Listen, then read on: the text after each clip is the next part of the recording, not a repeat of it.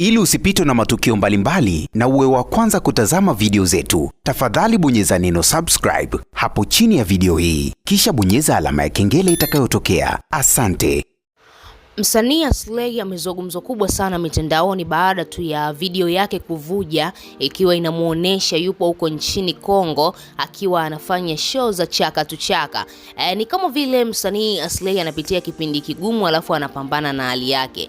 Ukiangalia hata katika peji yake ya Instagram unaweza kuona kitu ambacho tunakizungumza hapa. Hakuna post yoyote, hakuna video yoyote, yani amefuta kila kitu katika akaunti yake ya Instagram. Lakini pia ukiangalia msanii Aslay kwa hapa Tanzania namna ambavyo alikuwa hapati show, lakini pia alisimama kabisa, alistop, akawa hatoi ngoma, yani akawa ametulia fulani hivi. Sasa ndicho kitu ambacho unaweza kujiuliza, ni kitu gani ambacho kimempata Aslay? Mbona kile kipindi msanii Aslay baada tu ya kuachana na kile kikundi chao cha ya Moto Bendi, msanii Aslay alikuwa moja kati ya wasanii ambao walikuwa wanavuma sana, wanahiti sana kwa zile ngoma zake ambazo alikuwa anazifanya, mpaka kila mtu akawa anasema wow, Aslay ameweza kujisimamia mwenyewe, licha ya kwamba walishaachana, walishatengana na wenzake. Mwingine Mbosso akawa amejiunga na label WCB, lakini wale wengine pia wakawa wanajisimamia wenyewe, lakini Aslay alikuwa ni moja kati ya msanii ambaye alifanikiwa kujisimamia mwenyewe na muziki wake ukawa unafika mbali zaidi na ukawa unapendwa kwa asilimia kubwa sana. Lakini sasa hivi Aslay kipindi ambacho anapitia ni kipindi kigumu. Ukiangalia hiyo video, ni video ambayo inamuonesha akiwa anatembea kwa miguu nchini Kongo, huku na kule akiwa anatembea, hatuelewa anaelekea wapi, lakini ndo kama hivyo alikuwa ameenda Kongo kutafuta show za chaka tu chaka, na show zenyewe alikuwa anafanya kwenye maklabu, anaweza aende kwenye baa aimbe, mambo kama hayo, jambo ambalo limewasikitisha watu wengi na comments zimekuwa ni nyingi sana, mashabiki wakiwa wanajiuliza Aslay amepatwa na nini jamani? Kuna kile kipindi ambacho Diamond alimwahidi kwamba atamuunga katika label ya WCB kushika nafasi ya Mbosso Kani, lakini ni kama vile ahadi ya Diamond ikawa ni ya uongo au ya magumashi, kwa sababu alimwahidi mwenyewe, lakini bado Diamond mpaka sasa hivi hatujaona chochote ambacho amekifanya kwa msanii Aslay. Aslay ni msanii ambaye alitoka kipindi akiwa mdogo kabisa, akiwa na miaka 9.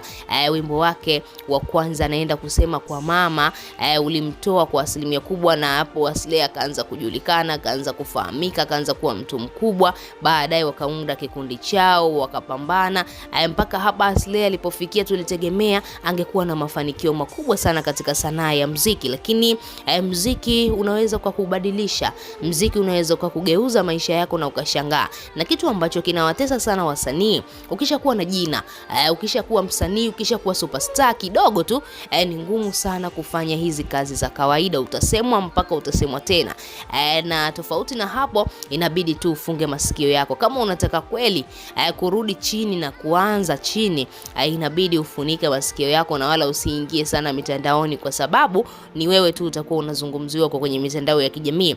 Na kama ambavyo tunafahamu msanii ni brandi.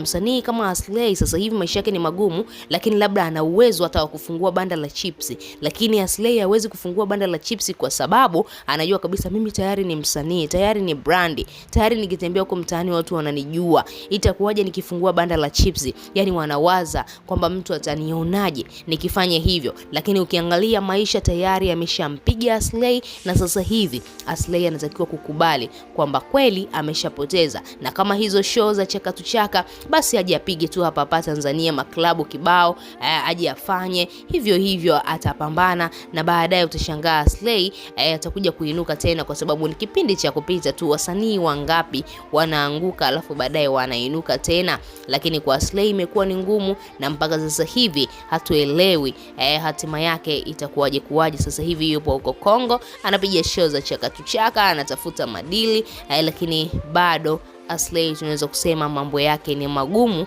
kwa asilimia kubwa sana. Lakini pia hawa wasanii sio wa kuwaonea huruma sana. Msanii anaweza akapata hela za kipindi na akaanza kuzichezea. Kile kipindi Aslay amepambana, amejulikana, amepata pesa, basi akaanza kuwa na watoto nini, akaanza kuwa na wapenzi tofauti, jambo ambalo likammalizia pesa zake. Na ukiangalia sasa hivi hakuna hata mwanamke ambaye anamtaka kutokana na namna ambavyo alivyo. Na ukiangalia pia Slay ana familia, ana mtoto, lakini pia unaweza kusema ana familia yake, ana wadogo zake wanaomtegemea, na kipindi hiki kigumu ambacho anapitia, sidhani kama mzazi mwenzake Tessa akimpigia simu Tess Chocolate kwamba mtoto anatakiwa kitu fulani, sidhani kama Slay anaweza kukitoa, kwa sababu maisha magumu ambayo anapitia kwa sasa hivi, tunaweza kusema hakuna chochote ambacho anakipata. Wewe kama shabiki una lipi la kuzungumza juu ya msanii wetu wa Slay? Tuachie maoni yako chini ya comment section, lakini pia usisahau kubonyeza maandishi mekundu yaliyoandikwa neno subscribe.